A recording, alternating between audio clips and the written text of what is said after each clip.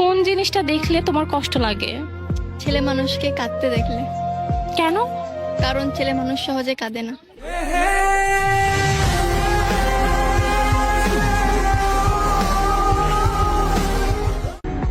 ছেলেদের চেহারা নষ্ট হয় অতিরিক্ত টেনশনে, না হলে পরিশ্রমে, যেটাকে সমাজের মানুষ ভাবে নেশা করে।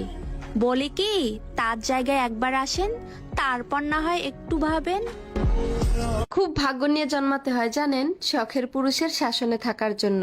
যে পুরুষটা আপনাকে সত্যিকারে ভালোবাসবে সে আপনাকে শাসন করবে, আপনাকে বকাও দেবে, কিন্তু যেদিন ওই পুরুষটা একদম শান্ত নদীর মতন হয়ে যাবে সেই দিন বুঝে নেবেন আপনি তার মন থেকেই উঠে গেছেন।